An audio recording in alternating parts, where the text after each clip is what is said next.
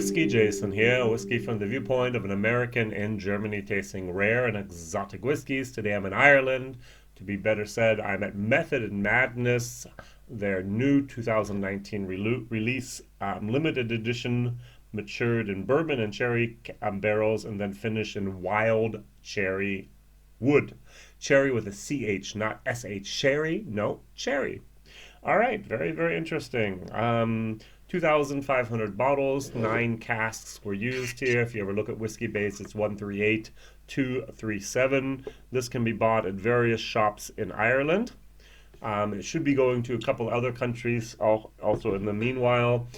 This was a Celtic whiskey shop exclusive with the acacia wood, and this is a normal release for the Method and Madness.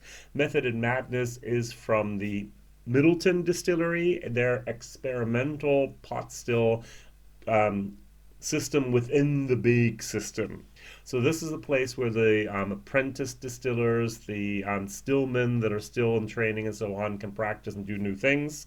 And there's also a guy named Kevin O'Gorman, who is the master of maturation. He can pick out different wood and experiment with that as well. For example, acacia or with the wild cherry wood. Now, the wild cherry wood was used for a total of 7 months to up to 4 years. Did 9 casks, different times. Maybe one was then 7 months. Maybe it leaked very quickly. One was 4 years. Maybe it was a little bit more tight. Who knows? This wood was a very difficult wood to work with, they said, and the effect of the wood was fairly quickly evident. Now, to be very honest, it wasn't in the color very quickly evident. They said that the acacia was much, much slower, but the result here is fantastic in the color at least.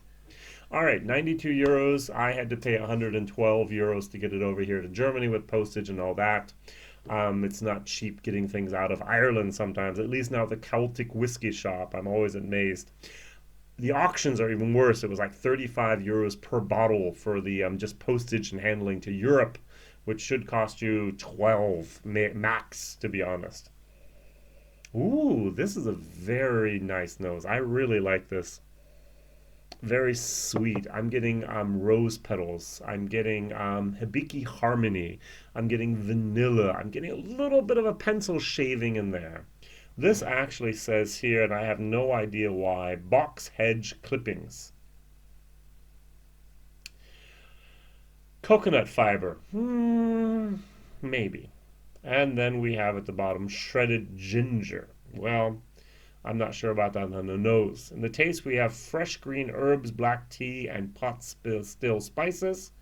And then the finish is long and fresh, prickly spice and toasted hazelnut. Very, very good. Beautiful bottles, beautiful design, a little bit overpriced, but hey, 2,500. Of course, they're going to be a little bit more pricey because those are the things the collectors want to have. So I open my bottles, so I'm a very bad collector, but I actually get to share this with 5 CL divided by, so about 13 different people, about 12 different people are going to try this with me together. These 2 bottles, I just got a set, and so hey, I made 12 people in Germany happy that they can try something they might not ever have seen or gotten their hands on. All right, let's try this. Beautiful, beautiful nose. So light, so fresh, so invigorating, yeah. mm. Mm. Mm.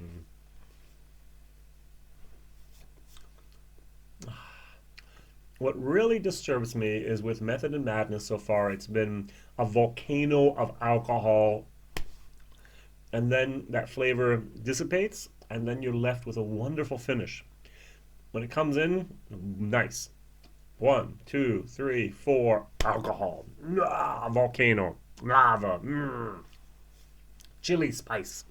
And then it's gone, and then, it's so, boom, boom. So it's such a great whiskey, but that middle part is just way, way too hot for what we're getting here for the 46%. So I'm going to dilute it down to about 30% again. And see what happens. The same thing I did also with this one, by the way, with acacia. Let's see if my experience is similar. Very scientific. I usually get it about where I want it, by the way, which is fantastic, which I'm very proud of. Or at least I think I get it where I'd like to have it.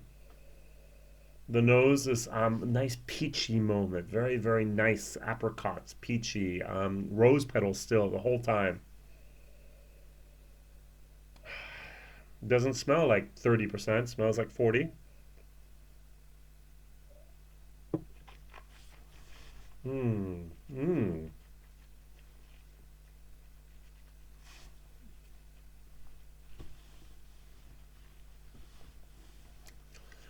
It's amazing how much spicy heat is there with a 30, I'm going to say about more like a 35% ABV.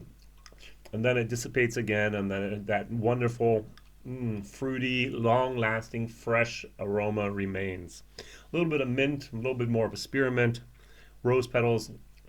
A very, very nice finish. Wow. Now, if this whiskey did not have that, I'm just going to that volcano of alcohol, I would actually be thinking about an A. This is so good. This is really, really nice stuff. I like that. This was a little bit different. I wasn't sure, but this really just pushes all my buttons except in the middle. That's why it's only going to get a B minus. Value for money is a D minus. Hey, 120, 125, $130 for this bottle is not cheap, is what I'm going to say. But it is very, very special. It's very unique. One of 2,500 bottles. Yeah, very well done. Master method and madness. So they have a lot of method. They have 150 years, I think, at least, of distilling history there in Middleton, and the madness is what they're doing, experimenting, pushing the envelope, and I like that. I like that they actually put stuff out, and we get to taste it and encourage them to continue to try and experiment, which has not been really the forte of the Irish whiskey world. We do have our single pots still, but how many of those have been matured in something different? You have the Tyrconnell, which did the port, the rum, and the sherry. Wow. You have a lot of sherry, you have a little bit of port, you have a little bit of rum, and that's about it. Maybe even, you don't even have much virgin oak, to be honest, in the Irish whiskey industry. And now a Method and Madness comes and does wonderful, crazy things, and they belong to Pernod, also one of the biggest alcohol corporations of the world. And still they have that possibility to do that, and I think that's fantastic. So my question of the day is, do you know of any other distilleries, any other bottlings that have actually been using any cherry wood? I think Cleveland, that was that very fast incubated type of whiskey, actually had a wild cherry as well. I think they used staves in a pressure type of atmosphere after 3 days to create a 3-year-old whiskey, more or less. Anyone else? Anyone else you know of that's used any type of cherry wood? With CHERYY, not SH. There's enough people, thousands of different bottlings with sherry, but I don't know many with cherry with a CH. Whiskey Jason here, whiskey from the viewpoint of an American in Germany, tasting rare and exotic whiskeys. This is definitely my favorite. I'm happy that it's available all over the world. Here, the Celtic Whiskey Shop exclusive. It's nice. It's different. It still has that volcano of spice of chili in the middle, but that taste is not comparable. This is so much better, so much more delicate, so much finer, so much just up my alley. Very, very well done. Whiskey Jason here, whiskey from the viewpoint of an American. Thank you very much. My videos come out on Mondays, Wednesdays, and Fridays. Please like, please subscribe, and hit the bell if you'd be so kind. All the best. See you soon. Bye-bye.